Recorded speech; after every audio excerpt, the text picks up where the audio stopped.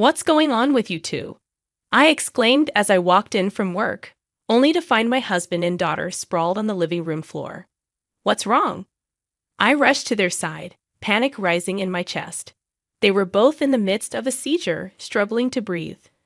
Without hesitation, I dialed for paramedics, and they were swiftly transported for treatment. As we rushed to the hospital, I was bombarded with questions, but all I could offer were fragmented observations. I was as clueless as anyone about what had caused this sudden collapse. In the hospital, as the doctors tended to them, I was ushered into a separate room, heart pounding with dread. "Are they okay?" I asked, desperation lacing my voice. "They'll be fine," the doctor assured me, especially Bonnie. The gravity of the situation hit me like a ton of bricks. My strength seemed to evaporate at the doctor's words. From that moment, I was thrust into a whirlwind of uncertainty. My name is Wendy, and for the past 5 years, I've been married to Harley, living with our daughter Bonnie. I met Harley during my days as a post office clerk. He frequented the office to send out his handmade items for sale on a flea market app. What began as mere clerical exchanges gradually evolved into conversations, and soon I learned his name. After one routine transaction, Harley left me a piece of paper, hastily scrawled with his phone number. I hesitated, unsure of what to do. Eventually, curiosity won over, and I dialed the number. "Hello!" His voice on the other end was a mix of surprise and anticipation. "Is this Wendy?" he asked. "Yes, it's me. Did you give me your number?" I couldn't help but chuckle. I had been jittery before making the call, but somehow, those nerves dissipated as soon as we began talking. Before I knew it, an hour had flown by, and Harley casually asked me out on a date for the following week. "Next week sounds perfect," I replied, feeling a surge of excitement. "I'm looking forward to it." And so our dates became a regular occurrence. With each outing, we grew closer, our connection deepening organically. It wasn't long before our companionship blossomed into something more meaningful. There were no grand declarations of love, just a gradual understanding between us. When I was 26 and Harley was 28, he proposed. My response was an enthusiastic yes. I envisioned a blissful married life ahead of us, but reality had other plans. "I'm glad your parents were so welcoming," Harley remarked as we walked towards my childhood home. "I hope mine will be too." "I'm not so sure about that," I admitted, "but let's hope for the best." As we entered, my parents greeted us warmly, offering their congratulations. It was a heartwarming moment until my sister, Muriel, appeared. "Did you forget to tell Mr. Harley about me?" she teased, catching me off guard. "I'm sorry, I should have explained," I stammered, feeling a pang of guilt for not preparing Harley. Once the confusion was cleared up, pleasantries were exchanged, but little did I know, this encounter would unravel into a nightmare. Afterwards, my sister and I discussed the situation. Our relationship had never been particularly close, especially after I left home to support our ailing mother. I had sacrificed my education fund for her medical expenses, a decision she couldn't comprehend. I harbor no regrets about the choice I made. Sacrificing my education fund for my ailing mother was a decision I stand by. However, Meryl didn't take kindly to it. That moment became a turning point in our relationship. Despite having walked similar paths until then, from that juncture, we drifted apart. Our communication dwindled, and we seldom kept in touch.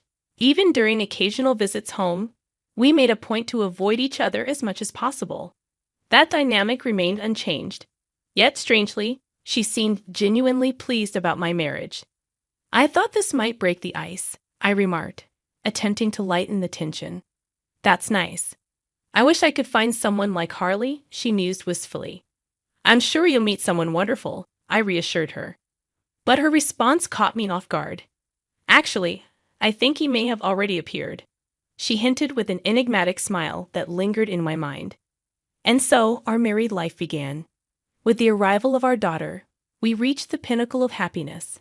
However, as time passed, subtle changes crept into our lives. Harley started coming home unusually late and began venturing out more frequently, even on holidays. Then, tragedy struck. Upon returning from work one day, I found both my husband and daughter lying unconscious in the living room. Panic surged through me as I rushed to their side, calling for help. Paramedics arrived swiftly, whisking them away for treatment. What happened? I asked frantically as they were taken to the hospital. I don't know, I confessed, my mind reeling with fear and confusion. At the hospital, after hours of agonizing wait, the doctor finally called me aside. Are they okay? I asked, bracing myself for the worst. They're stable now, the doctor assured me, but they've suffered from acute nicotine pesticide poisoning. Relief flitted through me, but it was short-lived as the gravity of the situation sank in. Caught in a whirlwind of emotions, I found myself grappling with an unexpected turn of events. I am sorry, I mumbled, struggling to process the ordeal. I was taken aback by the diagnosis. What is acute nicotine pesticide poisoning? I inquired, my voice trembling with worry. It's a poisoning caused by ingesting an ingredient found in pesticides, the doctor explained. Symptoms include dizziness, convulsions, and difficulty breathing. Dread gripped me as I absorbed the severity of the situation. The doctors bombarded me with questions, probing for any clues about what could have caused it. But I was at a loss. I couldn't even recall what they had eaten before I arrived home. They were admitted to the hospital for further examination, but the next day brought a new wave of distress. Police officers arrived at our home. What's going on? I demanded, my heart racing with anxiety. This case appears to be more than just an accident.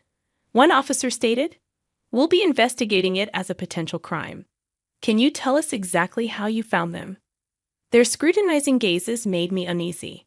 It was clear they harbored suspicions, though I couldn't fathom why. Nevertheless, I cooperated with their inquiries, hoping to dispel any doubts. During the search, an officer discovered pesticides in our trash can.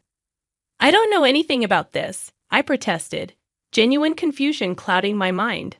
I don't remember buying it. Despite my protests, I was escorted to the police station for further questioning. I reasoned that fleeing would only deepen their suspicions. At the station, they took my fingerprints, which were later matched to those found on the pesticide container. I was detained pending the results. Anxiety gnawed at me as I awaited the outcome. When the results came back, the officer's words struck me like a blow. Your fingerprints match those on the pesticide, he declared.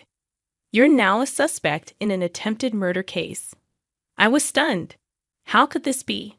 I couldn't comprehend why my fingerprints were on the pesticide, let alone why I would harm my own family. As I sat in the interrogation room, my mind raced with confusion and fear. The interrogation stretched on, each question digging deeper into my actions on that fateful day. It started like any other day. I began, my voice trembling. I went to work at the post office as usual. After my usual lunch at a nearby cafe, which lasted about an hour, I returned home. I recounted to the officer. He seemed satisfied, but then he asked about the day before. That afternoon, I went to a nearby supermarket and bought a cake, I explained. After that, I went straight home. The officer then presented me with a laptop. Take a look at this, he said, showing me a video clip from a surveillance camera at a store.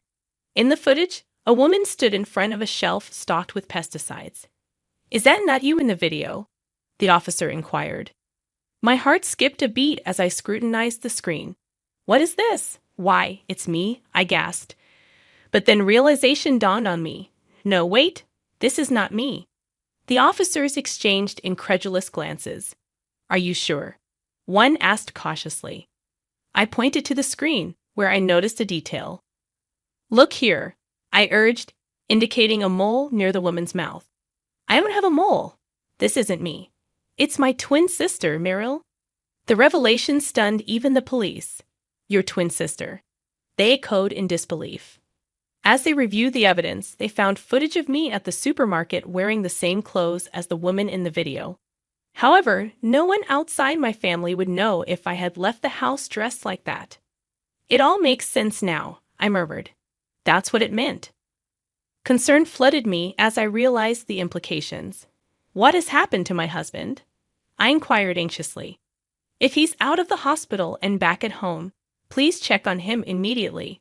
I believe he's been seeing my sister." The officer looked taken aback. "How can you be so sure?" Taking a deep breath, I explained, "Because they're having an affair. They're trying to frame me. But your husband is a victim too, isn't he? That way, suspicion would be diverted." The gravity of the situation seemed to dawn on the police. "We'll need to investigate further," the officer conceded. "I understand," I replied. "But please check on both of them. It'll reveal everything." I understood that I was being detained.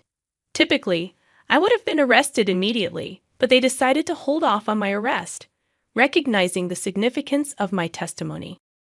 It felt like I was hanging on by a thread. 2 days later, I was summoned back to the interrogation room. "As you suspected, we looked into your husband and found evidence of an affair," the officer informed me. "We spoke to him, and he confessed to everything." "I'm sorry about this," the officer continued. "It was our oversight." For the time being, I was exonerated, but the ordeal was far from over. The betrayal by Harley and Merrill cut deep, especially considering they had implicated my young daughter. I knew I had to confront Harley. "You've done a despicable thing," I told him, struggling to contain my anger. "I can't believe you involved Bonnie in this to frame me. Merrill must have been behind this." Indeed, it turned out that Merrill had orchestrated the entire scheme. She had suggested preparing pesticides to frame me as a murderer. Harley, under her influence, had bought the pesticide and laced the cake with it while I was away at work, just as I had come to visit him. "So, where is Merrill?" I demanded. "I don't know," Harley confessed. "I couldn't reach her before the police took me. She must have run away." "You'll pay for your crimes," I warned him. "You're not getting away with this." As expected, Merrill had disappeared, but the police eventually found her hiding out at a man's home she had met through a dating service. She was taken to the police station, where she confessed to everything. I rushed to the police station to confront her. "Merrill, why did you do this to me?" "Because I've never liked you since you left," she spat back. Then she revealed her resentment, explaining how she felt inferior to me for sacrificing my education for our family's sake. Despite the pain and betrayal, I couldn't help but feel a pang of pity for my sister. Her negative feelings towards me had festered over time, culminating in incidents like this one. "Was that why you approached Harley?" I asked, struggling to comprehend her motives. "I just thought that if I slept with your husband, you would despair," she confessed coldly. "When he came to greet me at the wedding, I knew I could manipulate him." In other words, she didn't choose Harley for who he was. She chose him because he was my husband. "He said he was going to be with you when I was gone.